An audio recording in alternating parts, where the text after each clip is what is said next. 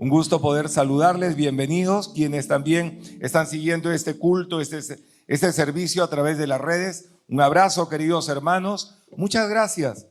En realidad estamos terminando esta serie. Varias semanas hemos estado compartiendo y hoy estamos entrando al capítulo 11 al 13. Finalmente se construyó los muros de Israel. Se construyeron, se terminaron, pero esta era una parte, la parte material del trabajo. Ahora, a continuación, viene lo más desafiante, la recomposición social de una sociedad totalmente desarticulada por causa de la crisis y sobre todo la recomposición espiritual de la nación de Israel, lo cual vamos a estar meditando brevemente en los capítulos 11 al 13. Antes quería comentar respecto a lo que vamos a tratar en el capítulo 11 brevemente, pero es muy importante entender un poco el contexto. Una crisis, y sobre todo una crisis prolongada, que puede estar afectándonos a nosotros como individuos, a una familia o a una nación. Vemos en Latinoamérica países que están en crisis año tras año, década tras década. Y cuando las personas, las familias o las naciones entran en crisis, y una crisis que no se sale de un problema tras otro problema, tras otro problema, generalmente esto produce desánimo. El desánimo genera indudablemente una actitud muchas veces de separación, una actitud muchas veces de arrinconarse cada uno en su propio dolor, sumergirse en su propia situación, sus propios pensamientos. Se centra en sí mismo la persona. Y esto hace que finalmente se genere la desarticulación. Una desarticulación social, una desarticulación en el que los principios, la fe, la base, las tradiciones, la cultura empieza a desligarse y las personas van dejando todo ello, van abandonando aquello que en un tiempo de su historia fue crucial, fue importante, fue trascendente. Se desarticulan. A la desarticulación viene el desmoronamiento.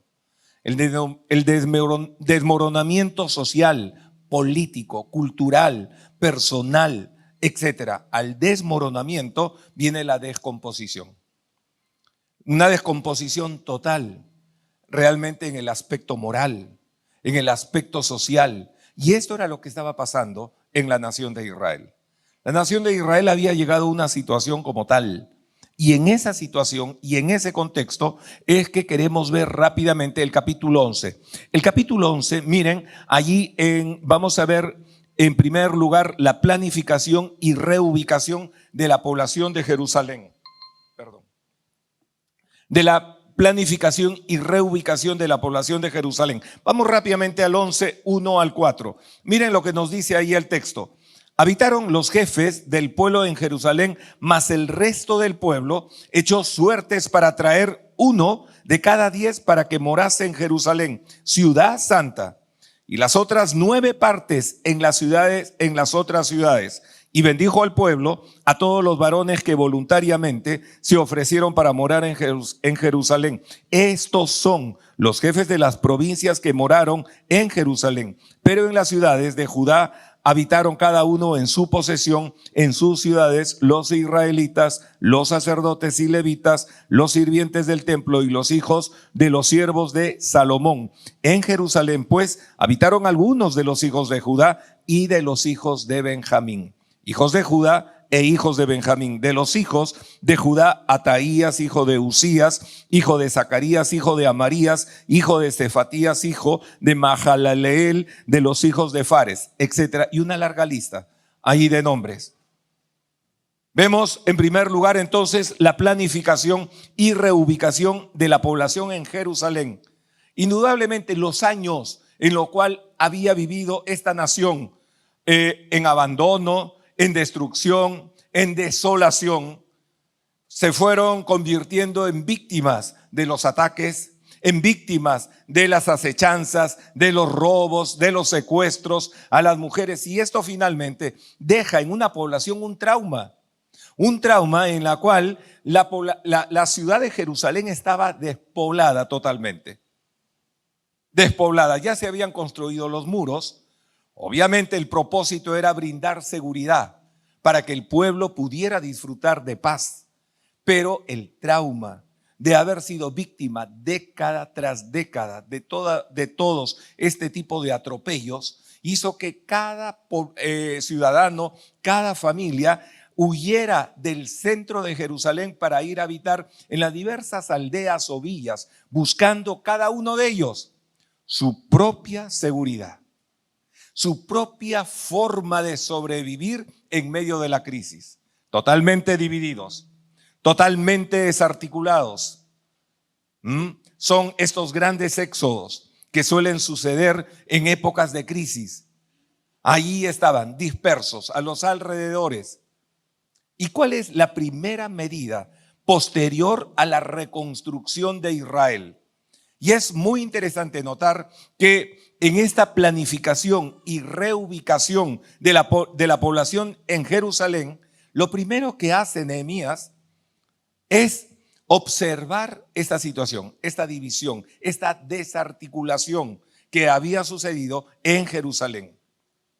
Y juntamente con los líderes, él conversa y él convoca para que vean la forma de cómo repoblar Jerusalén.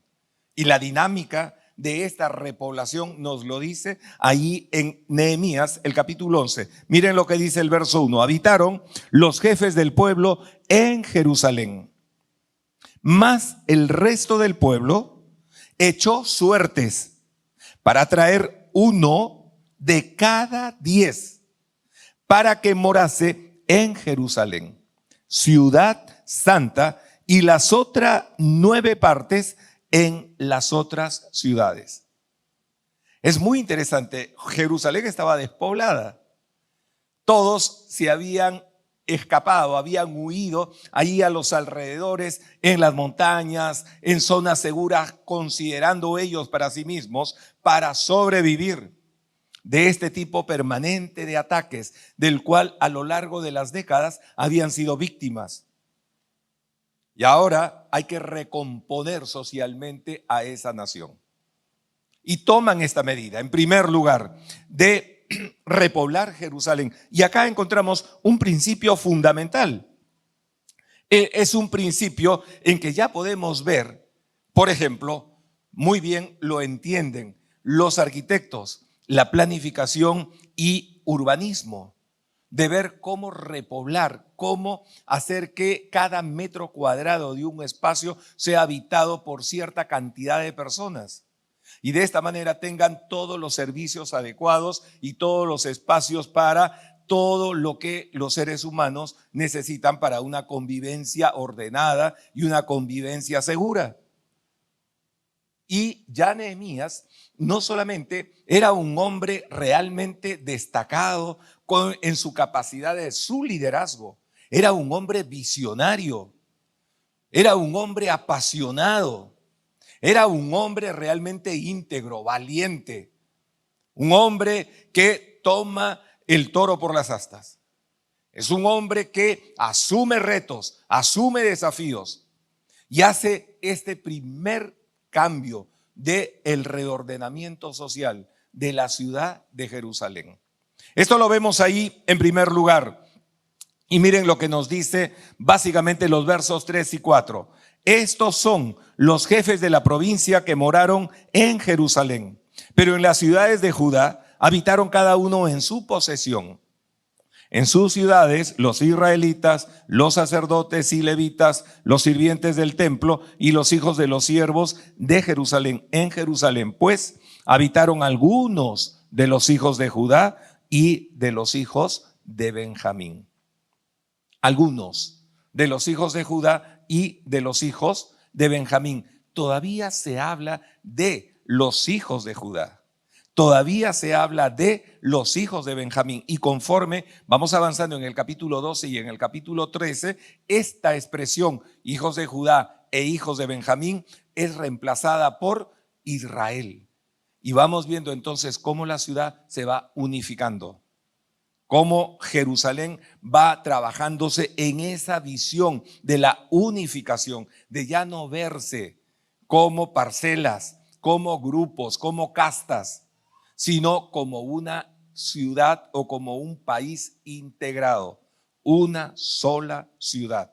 Y este fue el trabajo al empezar el reordenamiento social, en primer lugar. En segundo lugar, vamos a ver la reorganización y distribución de los roles sacerdotales.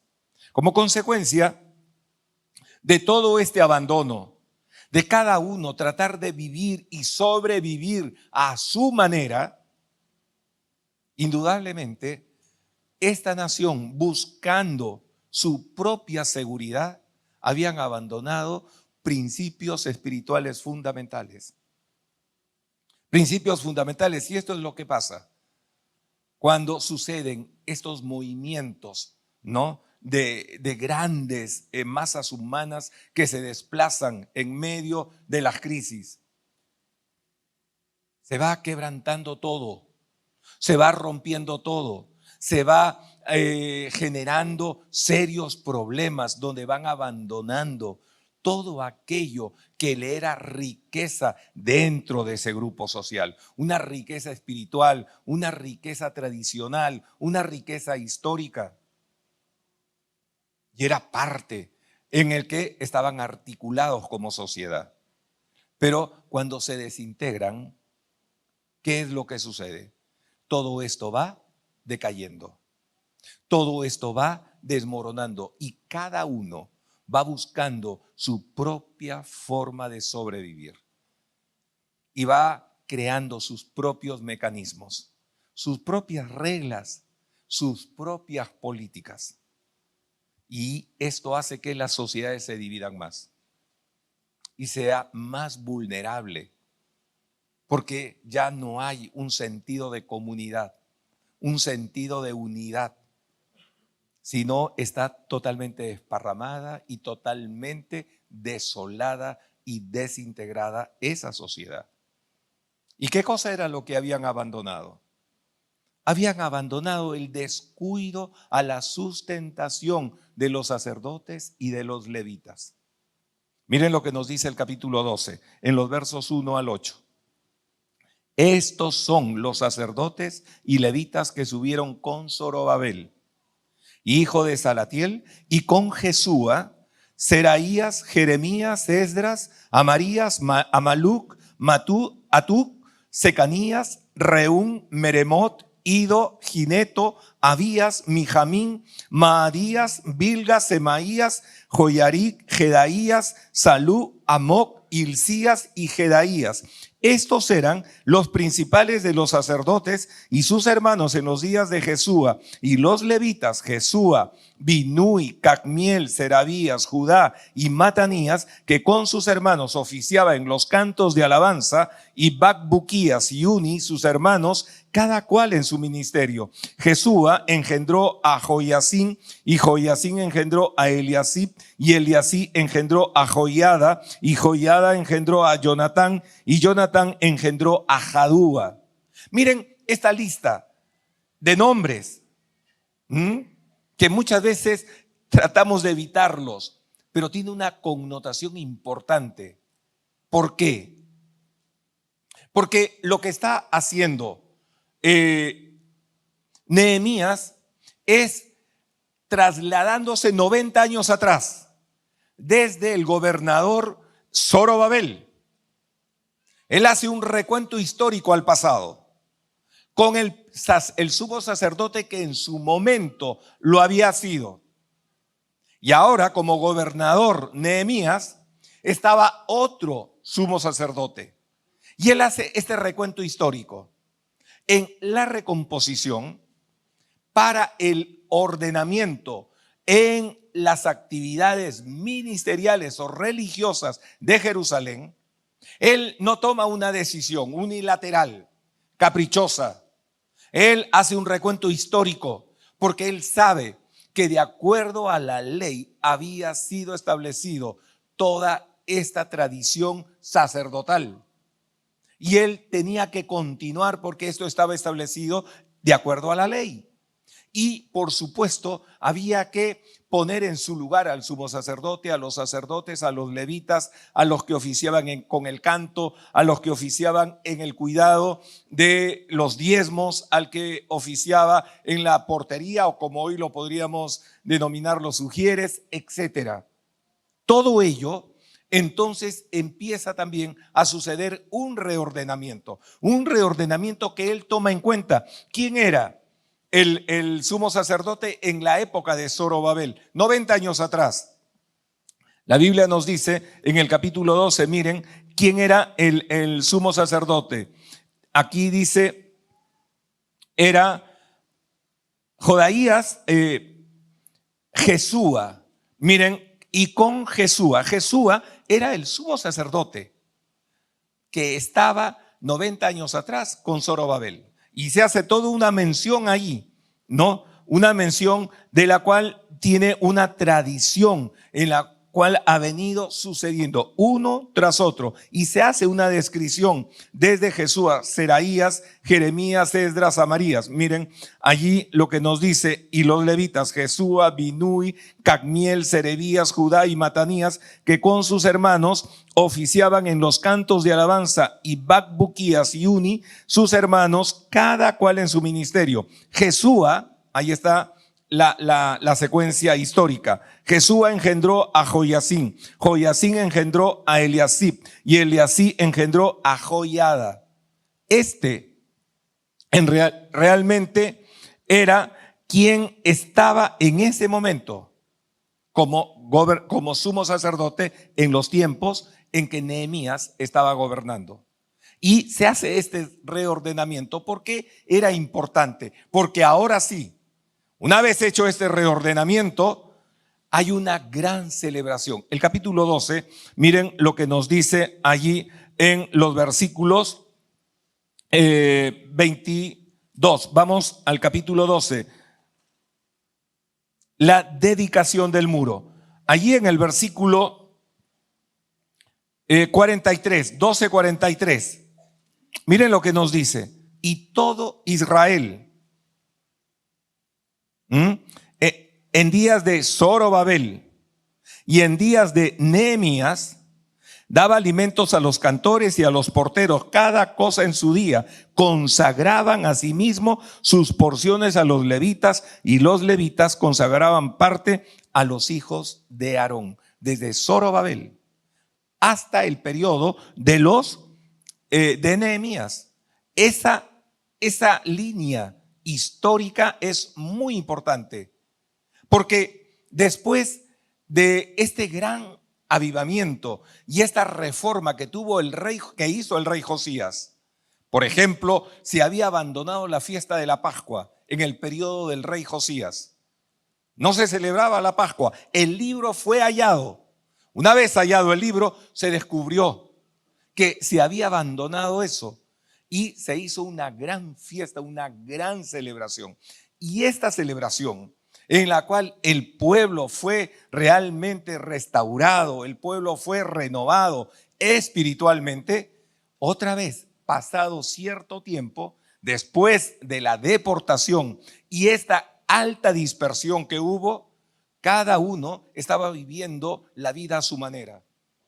Y ahora, después de la reconstrucción, hay una segunda gran fiesta. Esta fiesta importante, esta fiesta que significa para el pueblo algo trascendental, algo que realmente podemos ver allí en el verso 43 del capítulo 12. Miren lo que nos dice. Y sacrificaron aquel día numerosas víctimas y se regocijaron porque Dios los había recreado con grande contentamiento.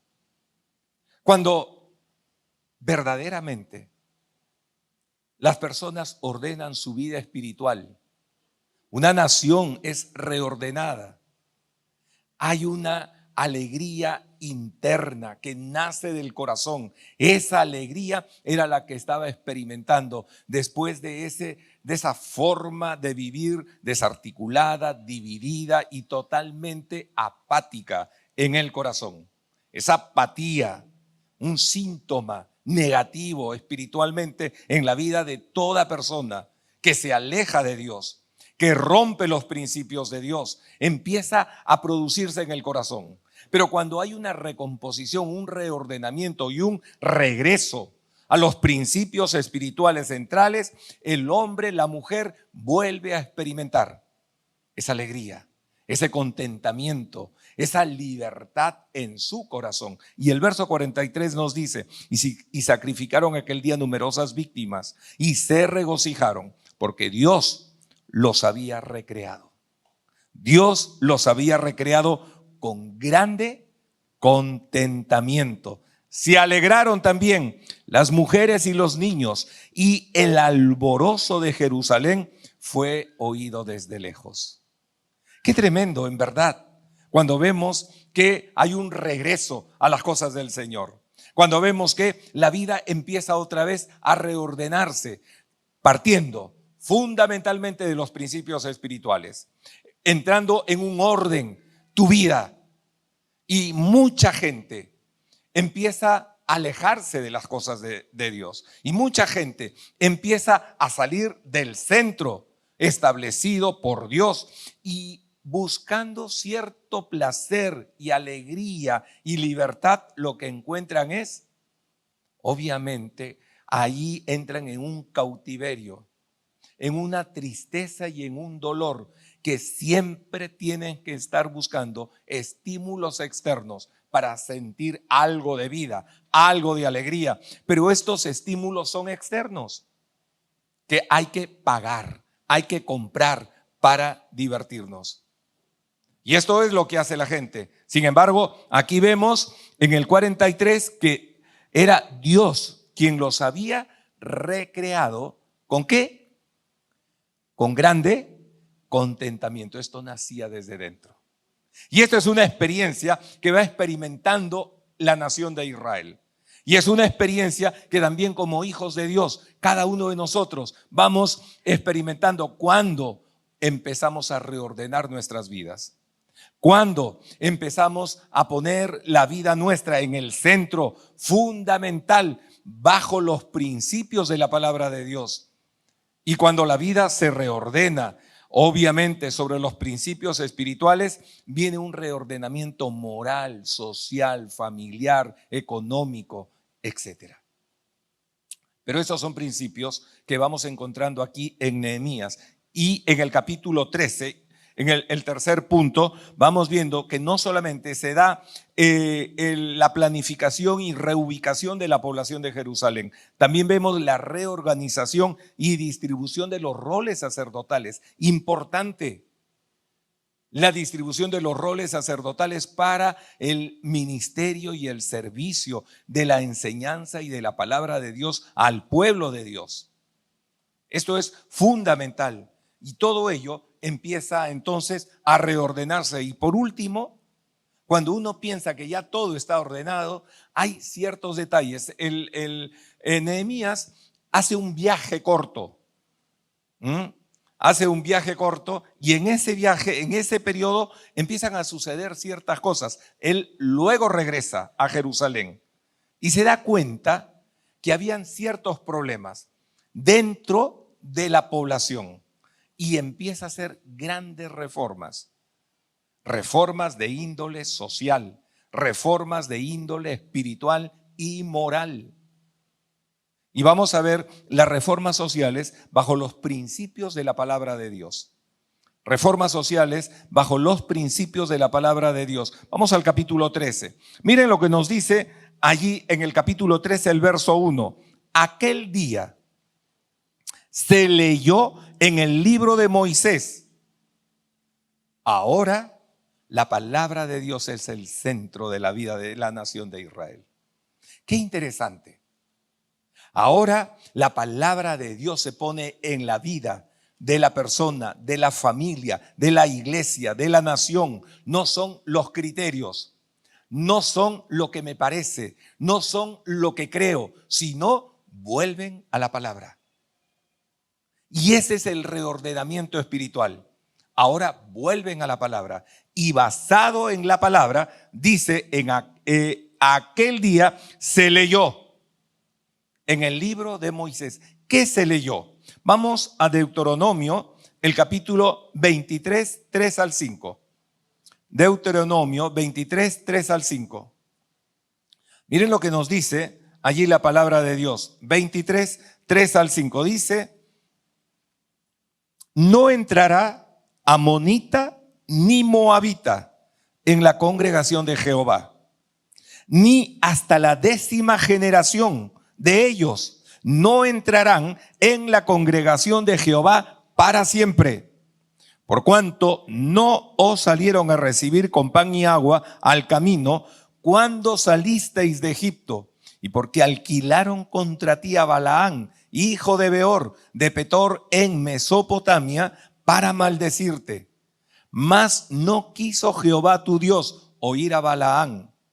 Jehová tu Dios te convirtió, o Jehová tu Dios te convirtió la maldición en bendición, porque Jehová tu Dios te amaba.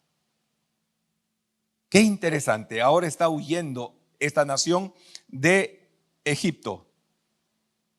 Ahí más de 400 años en la esclavitud. Y lo interesante que nos dice allí, que en esa ya huida, en ese regreso, mejor dicho, los moabitas y los amonitas, que son descendientes de Lot, nietos de Lot, el sobrino de Abraham, son descendientes de Lot. Lo que hicieron fue estorbar a la nación de Israel. Realmente no se gozaron de esa libertad. Todo lo contrario, le pusieron estorbo. Es más, contrataron a Balac a Balaán, para que Balaán maldijera a la nación de Israel. Y seguramente aquellos quienes por alguna razón de debilitamiento, personas adultas, mujeres o niños que quedaban en la retaguardia, terminaban de hacerles daño y matarlos. Esto es lo que nos dice la palabra. Y Dios establece un juicio. Esta población de esta generación no participará en la congregación de la nación cuando se presenten en el templo para adorar a Dios, para escuchar la palabra de Dios, para meditar en las cosas de Dios. Esta nación no entrará. Y ahí en el capítulo 13 dice: aquel día se leyó en el libro de Moisés, oyéndolo el pueblo, y fue hallado escrito en el que los amonitas y moabitas no debían entrar jamás en la congregación de Dios, por cuanto no salieron a recibir a los hijos de Israel con pan y agua, sino que dieron dinero a Balaán para que los maldijera, mas nuestro Dios volvió la maldición en bendición. Cuando oyeron pues la ley, separaron de Israel todos los mezclados con extranjeros. Quizá podían participar en las partes externas, pero no en el culto central. Esto lo había establecido Dios. Hoy, ¿qué cosa diríamos nosotros? Una mentalidad totalmente diferente, con muchísimos años de diferencia. Esto lo veríamos como una discriminación, como una intolerancia. Lo veríamos como un crimen de odio. Sin embargo, Dios había establecido. Y Nehemías, basado en la palabra de Dios, empieza a regular ciertos problemas por ciertas tolerancias que se habían permitido, dado a esa libertad en la que se encontraban, probablemente por algunos intereses de los sacerdotes, en la cual seguramente habían serios problemas, y esa tolerancia los llevó a esa permisividad. Esta es la primera reforma. Entonces, la expulsión de los moabitas y amonitas en las celebraciones del culto central, en primer lugar. En segundo lugar, la limpieza de las instalaciones del templo. La limpieza de las instalaciones del templo. Miren lo que nos dice el verso 4 al 6. Vamos rápidamente. Dice, y antes de esto, el sacerdote Eliasib, siendo jefe de la cámara de la casa de nuestro Dios, había emparentado con Tobías y le habían hecho una gran cámara en la cual guardaban antes las ofrendas, el incienso, los utensilios, el diezmo del grano, del vino y del aceite que estaba mandado dar a los levitas, a los cantores y a los porteros y la ofrenda de los sacerdotes. A todo esto yo no estaba en Jerusalén, porque en el año 32 de Artajerje, rey de Babilonia, fui al rey y al cabo de algunos días pedí permiso al rey para volver a Jerusalén. Y entonces supe del mal que había hecho Eliasib por consideración a Tobías, un amonita, en el cual, ¿qué cosa había permitido? Imaginémonos el templo de Jerusalén, un poco usando nuestra imaginación, un templo totalmente diferente a nuestros tiempos, obviamente. Y esto era un lugar, este espacio que tenemos aquí a la derecha, donde se guardaban allí el grano, las ofrendas, donde se guardaban allí los utensilios del templo. Eran cosas dedicadas para las cosas sagradas. Esa habitación se había convertido en un mini departamento. Y se había permitido que viviera dentro del templo. A estos niveles había llegado la nación de Israel. Y esto es lo que empieza a decir Nehemías. Miren, en el verso 8, y me dolió en gran manera y arrojé todos los muebles de la casa de Tobías fuera de la cámara. Y dije que limpiasen las cámaras e hice volver allí los utensilios de la casa de Dios, las ofrendas y el incienso. En segundo lugar, muchas veces en nuestro corazón, hoy como creyentes, porque la Biblia dice que nuestros cuerpos son templo del Espíritu Santo. ¿Qué estás permitiendo albergar en tu corazón? ¿Qué tipo de huéspedes estás albergando? ¿Qué tipo de pensamientos te estás permitiendo? ¿Qué tipo de actitudes, qué tipo de conductas estás tolerando? Examina tu corazón. Los grandes cambios no vienen con los cambios estructurales, sino el problema central está en el corazón del ser humano.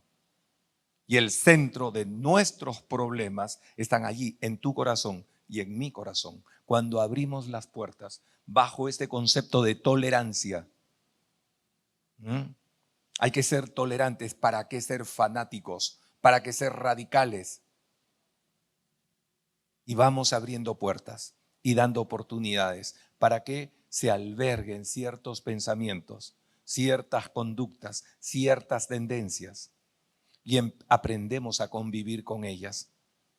Este es un problema serio que tenemos que examinarnos en nuestro corazón rápidamente. En tercer lugar, indiferencia y abandono del sostenimiento de los levitas. El capítulo 10 al 14, miren lo que nos dice ahí. Encontré asimismo que las porciones para los levitas no le habían sido dadas y que los levitas y cantores que hacían el servicio habían huido cada uno a su heredad. Entonces reprendí a los oficiales y dije, ¿por qué está la casa de Dios abandonada? Y los reuní y los puse en sus puestos. Y todo Judá trajo el diezmo del grano, del vino y del aceite a los almacenes. Los sacerdotes y los levitas habían sido abandonados en ese periodo corto del viaje que hace Jeremías. Y se había dejado de traer los diezmos y las ofrendas. Y los levitas y los sacerdotes, para sobrevivir, tuvieron que volver a realizar actividades cotidianas, quizá del campo, quizá de la ganadería, y abandonaron el templo. Y no había servicio, no había enseñanza, no había predicación. Y por supuesto, un pueblo sin visión se desmorona. se cae. ¿Y qué es lo que hace Nehemías? Replantea y corrige este problema. El problema fundamental está en el corazón. Y este es un problema que tenemos que analizarnos. Probablemente sea codicia o avaricia. Hoy hay muchos cuestionamientos a los diezmos. Hoy hay muchos cuestionamientos. El problema principal es, esto se dice, no está en el Nuevo Testamento. ¿Por qué tengo que diezmar? Un principio y una enseñanza de siglos. Y por ciertas tendencias que hay en internet, hoy en día le creemos más a estas personas y dejamos de diezmar. Muchísimas iglesias, sus pastores están abandonados. En muchísimas iglesias tienen que hacer trabajos de día, de taxi, hoy en día. Y el poquito de tiempo que les queda se dedican a la enseñanza y a la predicación, cansados, fatigados, porque el pueblo le ha dado la espalda y ha dejado de cumplir un principio fundamental: traer los diezmos. Y acá se dice, eso no está en el Nuevo Testamento. La pregunta es, ¿esto realmente parte de un corazón del cual estás diciendo, no puedo hacer esto porque no lo encuentro en la Biblia, o es un problema real de codicia que está en tu corazón? Esto tienes que examinarlo. ¿Cuánta gente ha dejado de diezmar, ha dejado de ofrendar? ¿Y cuántas iglesias vemos realmente debilitadas, sin enseñanza, donde las ovejas se vuelven víctimas de toda esta sarta de enseñanzas que están ahí, infectadas en internet, enseñando contra la palabra de Dios? Esto y la reforma siguen rápidamente. Menosprecio por el día de reposo. Menosprecio por el día de reposo. Los versículos 15 al 20. Miren lo que nos dice ahí. En aquellos días vi en Judá algunos que pisaban en lagares en el día de reposo y que acarreaban haces y cargaban asnos con vino y también de uvas, de higos y toda suerte de carga, y que traían a Jerusalén en día de reposo, y los amonesté acerca del día en que vendían las provisiones. También había en la ciudad tirios que traían pescado y toda mercadería y vendían en día de reposo a los hijos de Judá en Jerusalén. Otro principio fundamental, un principio establecido desde la creación. Cuando Dios termina la creación en 6 días, dice que el séptimo día reposó. Ahora, ¿Dios se había cansado? ¿Dios estaba cansado? Eso está antes de la ley. Nos está dejando un principio fundamental para la iglesia ahora incluso. Un principio que tenemos que tomar en cuenta.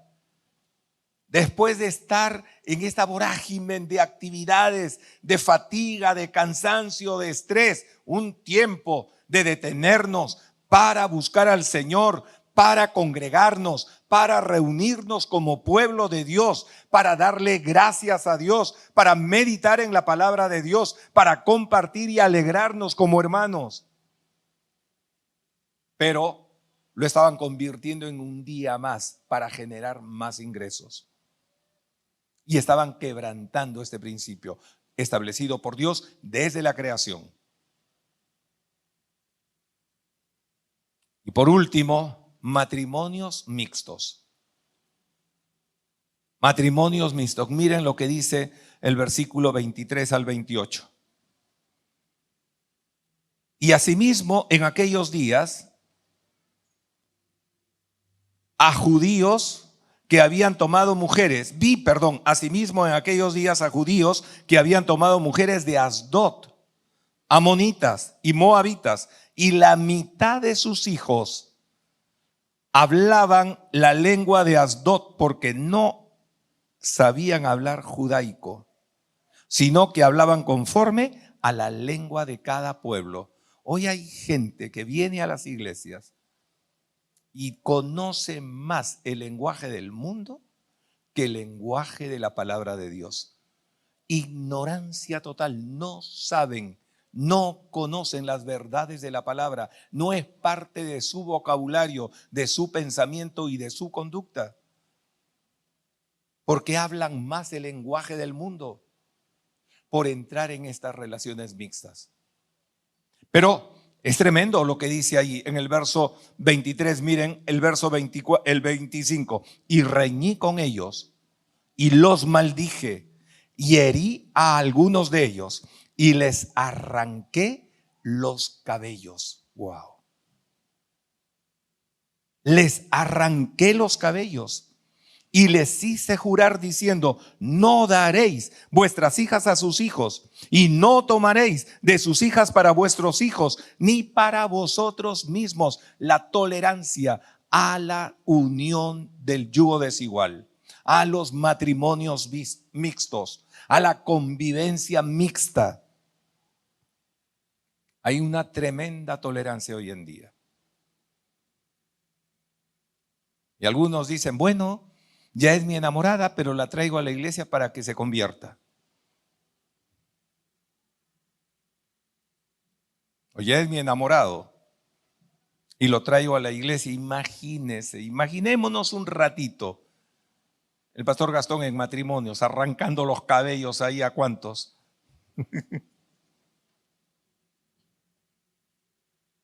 Por esto que está llevándose a cabo, que es un problema de rebelión en el corazón contra Dios y su palabra, transgrediendo todo principio y toda verdad. Y por supuesto, el dolor y la tristeza es producto de que uno ama al pueblo de Dios y quiere lo mejor para el pueblo de Dios. Y lo mejor no está ni siquiera en nuestros criterios, está en lo que Dios ha establecido, en su palabra.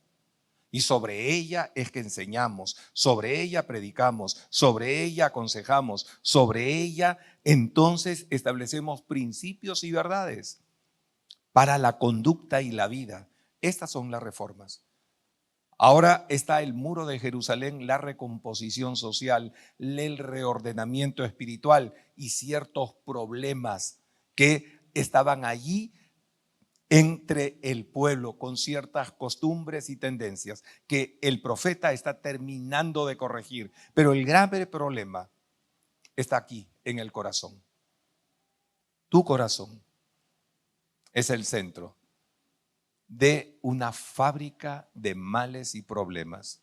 El Señor Jesús nos dijo que del corazón salen los malos pensamientos, los hurtos, las blasfemias, las fornicaciones, los adulterios. ¿Cómo está tu corazón? ¿Tu lengua se desenvuelve más con el lenguaje del mundo o con el lenguaje de la palabra de Dios? ¿Tus pensamientos están predominantemente bajo los principios de la palabra o bajo los principios del mundo? ¿Qué has permitido y tolerado en tu corazón?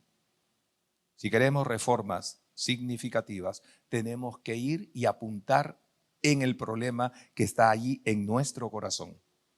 ¿Qué les parece si oramos? Nos inclinamos nuestras cabezas y cada uno delante de Dios, a la luz de la palabra, examine su corazón.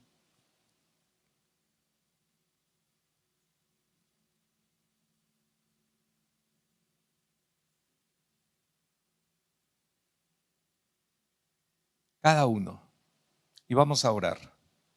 Padre, te damos gracias, Señor. Gracias por tu palabra. Gracias, bendito Dios, tú me conoces. Tú me amas.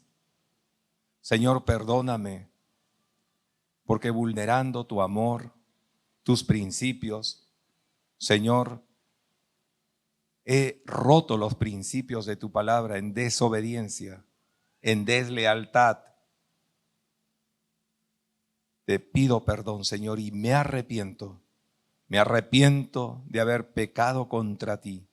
Y pongo mi vida, Señor, delante de ti, para que seas tú el Señor y el Rey de mi corazón, y tu palabra, mi Dios, la guía, Señor, para mis pensamientos, mi lenguaje, mi conducta.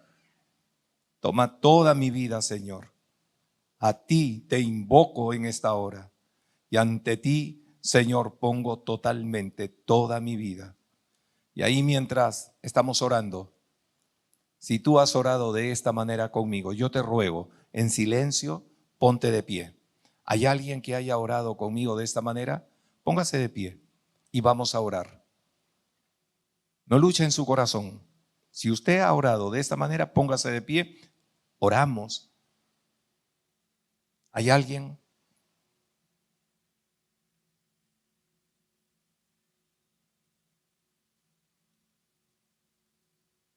Vamos a orar. Señor, gracias te damos. Bendito Dios, tú eres el Señor de tu iglesia y estamos aquí en tu nombre, mi Dios. Padre, para a ti adorarte, a ti exaltarte, a ti reconocerte como el Dios de nuestras vidas. Oramos agradecidos en el nombre de Jesús. Amén.